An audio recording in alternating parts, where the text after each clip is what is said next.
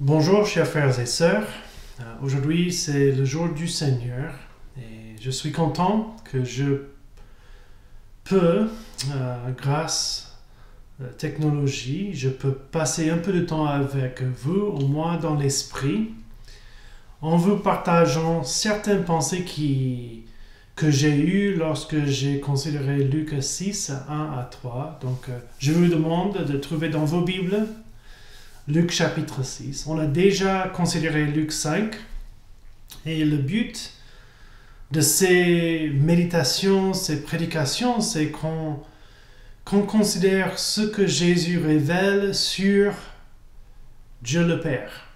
Comment Dieu le Père se révèle en Jésus-Christ.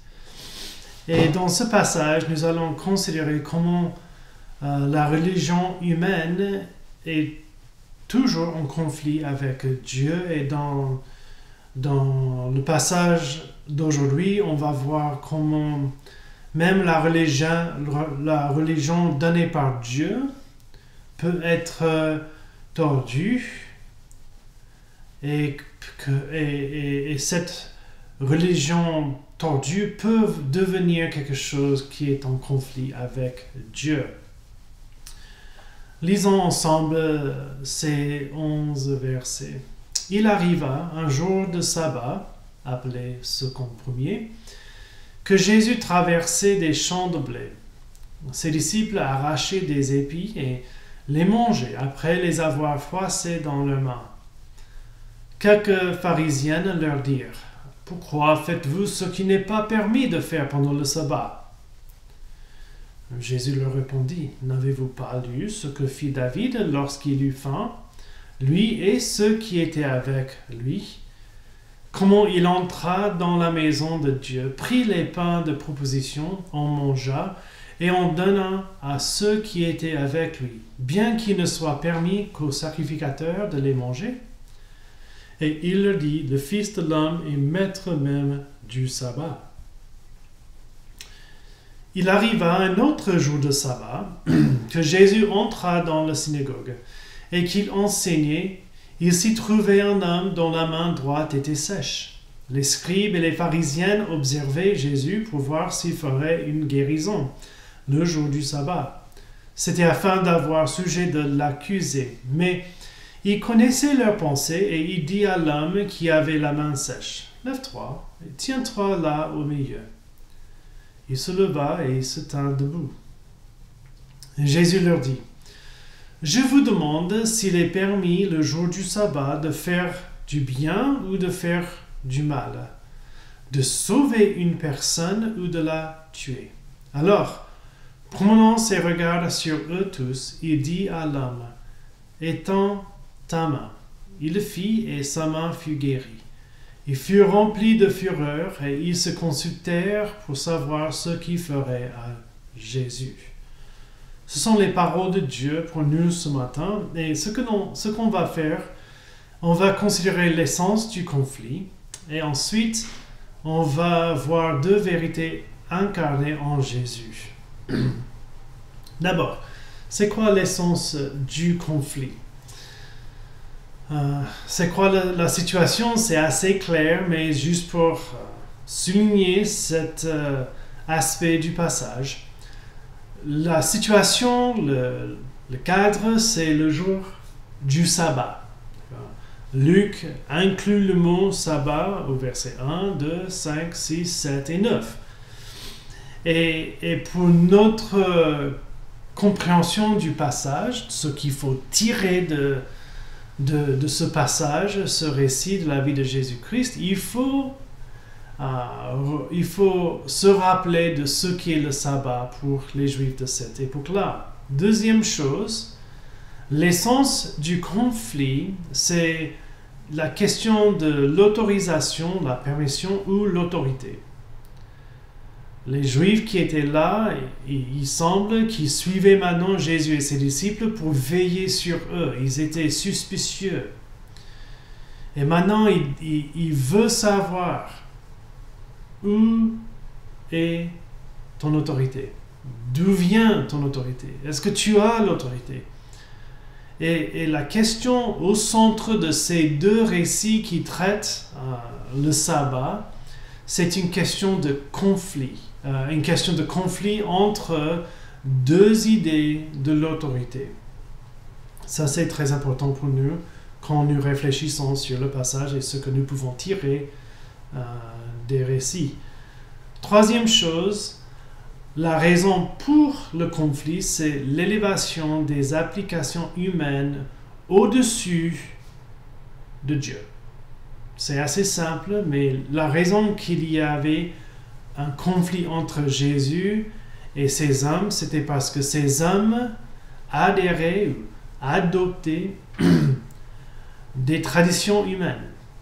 Et ces traditions ont été élevées au-dessus de Dieu et sa loi. Ça, c'est un peu un survol de l'essence. Maintenant, on va parler un peu plus de ça. D'accord? Quelles sont les circonstances historiques et théologiques? C'est le contexte historique et théologique. Dieu, d'abord, peut-être tout le monde sait ça, mais Dieu a établi le jour du sabbat. Exode 20, il dit, vous allez observer le sabbat parce que Dieu a créé le monde en 6 jours et après le 7e, il a pris le repos. Ça, c'est ce qu'on fait. C'était une loi, mais c'est une loi avec une punition sévère. La punition pour ceux qui ne respectaient pas le sabbat était le pain de mort, la mort. Exode 31, Exode 35, Nombre 15, nous voyons que ceux qui ne respectent pas le sabbat exprès méritent la mort parce qu'ils ne voulaient pas suivre la loi de Dieu ici. Et ça fait deux choses. Déjà, ça élève le sabbat a un lieu, a une place très très importante pour les Juifs sous l'alliance mosaïque. Il y avait cette idée que le sabbat était établi par Dieu lui-même, donc c'est très important, et Dieu a dit que la punition pour ceux qui ne respectent pas est le plus sévère qu'on peut imaginer, c'est la mort. Et on peut comprendre dans cette époque-là pourquoi les pharisiennes, les sadducéens, les autres personnages, les autres personnes qui étaient très très très religieux, très religieuses, pourquoi ils ont pensé il faut observer le sabbat. Le problème, c'est qu'ils ont créé un mur autour de la loi pour faire certain que personne ne viole la loi. Donc, quand nous lisons dans le Mishnah, nous voyons que les Juifs ont rédigé une liste de 39 tâches interdites pour le sabbat.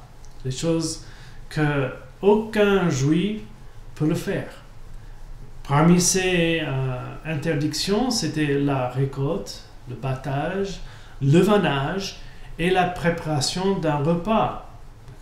Et nous voyons tout de suite comment ces pharisiens, en regardant ce que faisaient les disciples de Jésus, avec la permission de Jésus, ils étaient en train de récolter, faire le battage, le vannage et la préparation de leur repas. 4 façons de violer le sabbat, une loi établie par Dieu lui-même avec une punition très très très sévère. Et nous pouvons voir comment il peut dire, on ne parle pas de ces choses, des choses qui ne sont pas importantes, on parle des choses d'une importance primordiale. Et comment vous pouvez faire ça? D'où vient cette permission de faire ce qui n'est pas permis? Ça, c'est un peu les circonstances historiques et théologiques.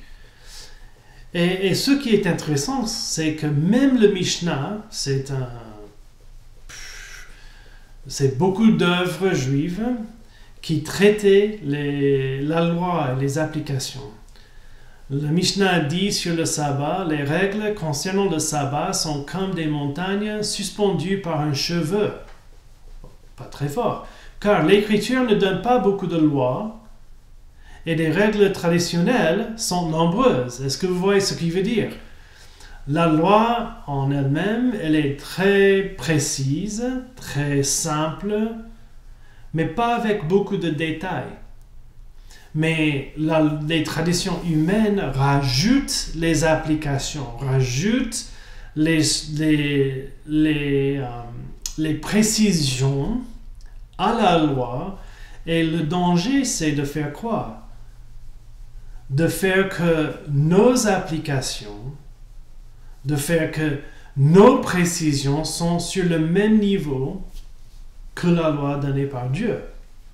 Et ça, c'est ce qui est arrivé. Ça, c'est le contexte théologique et historique dans ce passage.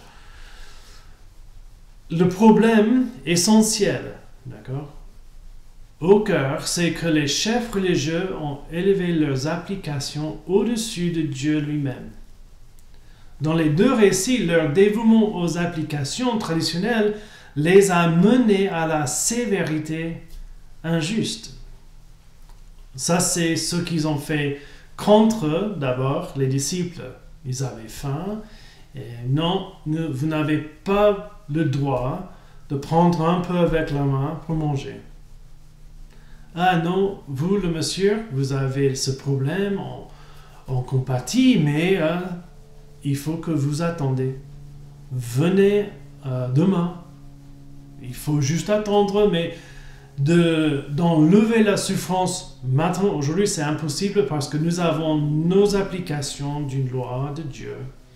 Et ce qui est même pire, c'est que quand Dieu arrive parmi eux avec des miracles, avec l'enseignement qui frappe tout le monde, ils se trouvent en conflit avec Dieu lui-même en disant non, Dieu, tu ne peux pas faire ça parce que nous avons ta loi, selon notre compréhension. Et ça, c'est au cœur de ce qu'il faut apprendre.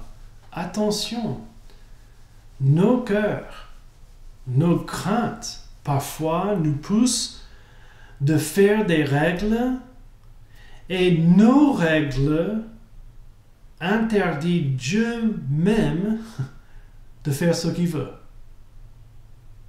Ça, c'est ce qui est arrivé à cette époque-là.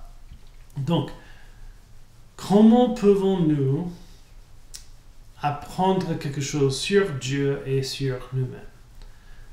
La première chose que je voulais souligner, c'est que Dieu ne se soumet pas à nos propres pensées. Michael, vous dites, c'est trop élémentaire, nous le savons.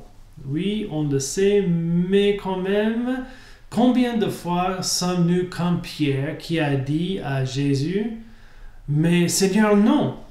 Jésus dit, je dois aller souffrir. Mais Seigneur, non. Et dans nos vies, combien de fois Dieu fait-il les choses et nous répondons, Seigneur, non. Merci, non. Vous n'avez pas le droit.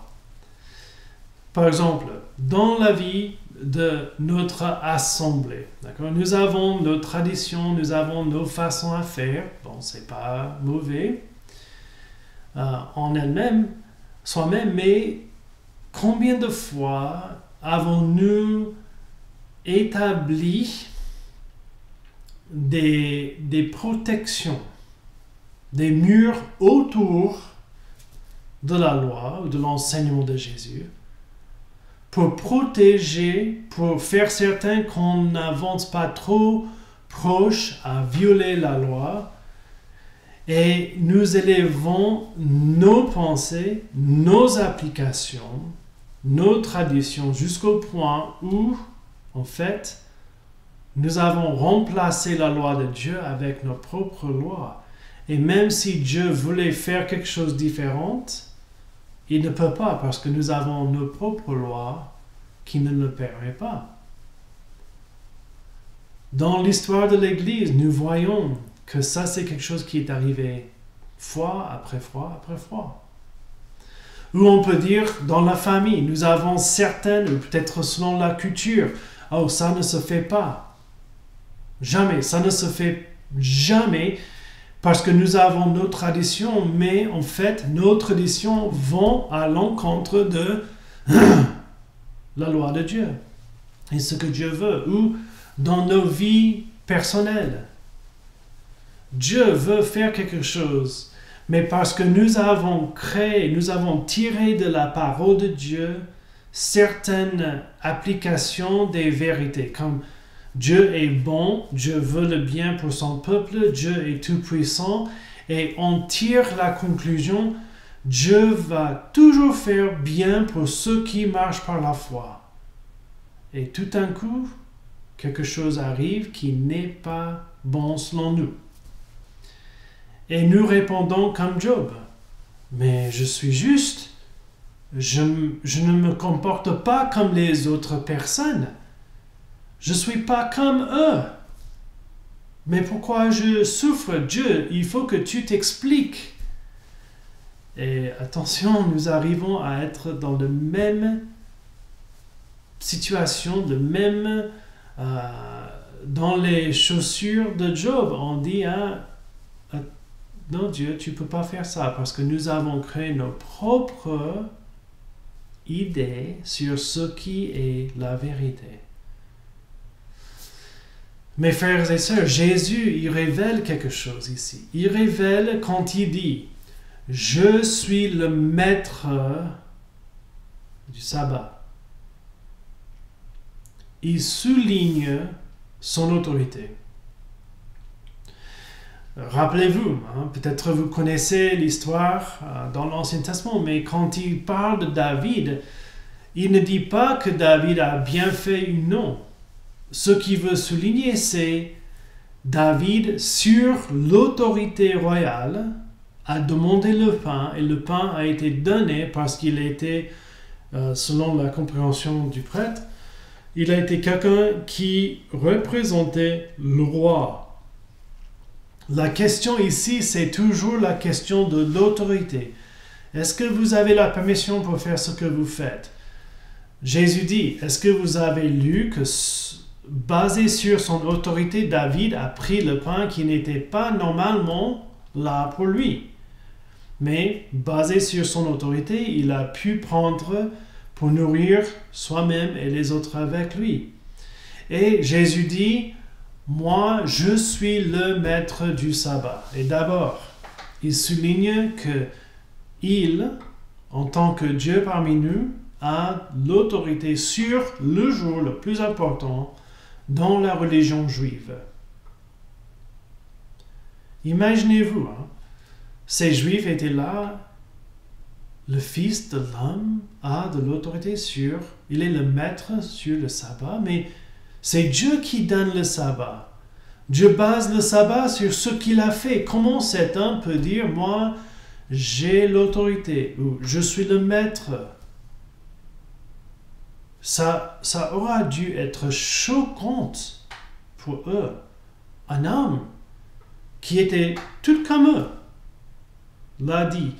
Et ça, si on prend juste un à côté ici, mais quelle affirmation claire de la divinité de Jésus-Christ. Moi, je suis le maître du sabbat. Le sabbat, c'était le jour de l'Éternel. Mais ce qu'on veut dire ici, Dieu ne se soumet pas à nos pensées. Et frères et sœurs, si nous avons la suspicion, peut-être j'ai élevé mes propres applications de la Bible au-dessous de Dieu lui-même. Que ferons-nous? Il faut se repentir et croire.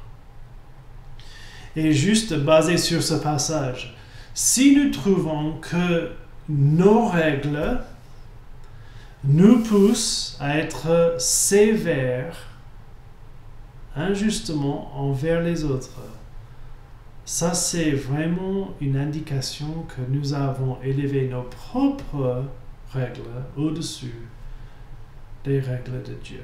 Deuxième incarnation, vérité incarnée ici, c'est que Dieu cible le bien de ses créatures. Encore une fois, si nous avons cette vision d'un Dieu hyper puissant, tout souverain, qui peut faire tout ce qu'il veut, qui ne se soumet jamais à nos pensées, à nous, ça peut être effrayant. Nous devenons un peu comme souris dans un laboratoire et nous n'avons aucune chose à dire. C'est toujours ce que disent les êtres humains qui contrôlent nos vies.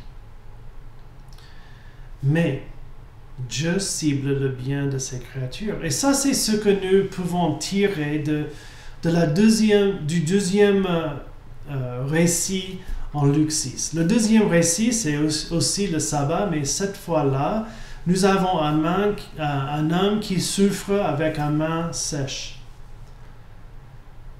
C'est une souffrance long terme, c'est-à-dire il ne peut pas utiliser sa main, et ça c'est vraiment embêtant, mais plus que ça, il y a cette idée qui va avec un tel problème, c'est que tout le monde voit, et on ne peut jamais être à l'aise autour des autres, parce que oui, j'ai une main qui ne marche pas. Qui ne fonctionne pas comme il faut, qui n'est pas normal. Donc, chaque fois qu'on est avec personnes qui ne nous connaissent pas, ça attire l'attention, on a un peu de honte, on veut le cacher. Bon, c'est un trouble qui ne... Bon, peut-être c'est pas le pire. Bon, on n'est pas mort, on n'est pas lépreux, mais quand même, c'est un problème. Et ce que Jésus révèle ici, c'est que le sabbat a été créé pour le bien des hommes. Nous avons la tendance, parce que nous avons beaucoup de suspicions contre Dieu, qui ne veut pas notre bien, qui ne nous aime pas, mais nous regardons les règles et nous disons tout de suite, quand la chair est là, c'est qu'est-ce que Dieu veut prendre de moi, qu'est-ce qu'il veut me interdire d'avoir un peu de joie, il veut me bloquer de bonheur. Ça, c'est le cœur humain. Mais en fait, Dieu cible le bien. Quand il agit, il cherche à faire du bien.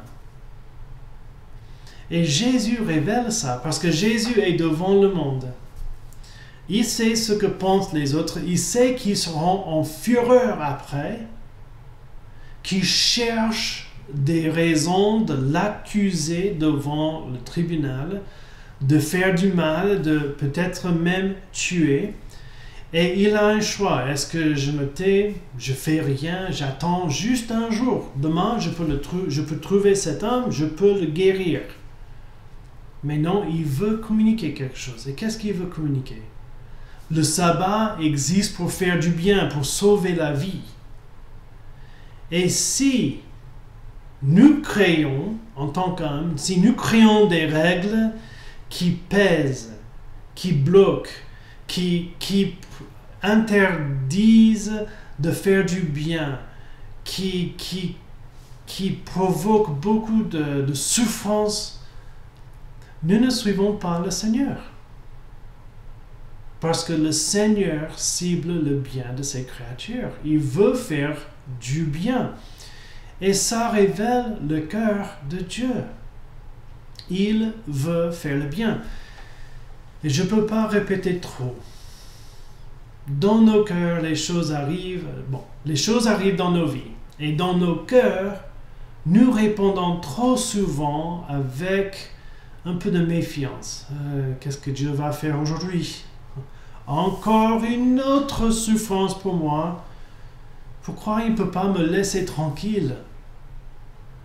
Et nous posons ces questions, nous avons ces doutes parce que franchement, nous n'avons pas dans nos cœurs 100% cette idée que Dieu m'aime comme un Père. Un Père divin, un Père parfait. Mais Dieu cible notre bien. Et Jésus révèle cet aspect du caractère de notre Dieu. Et mes frères et sœurs, je pense que c'est assez facile.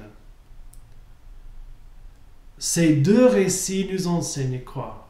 D'abord, Dieu ne se soumet pas à nos pensées.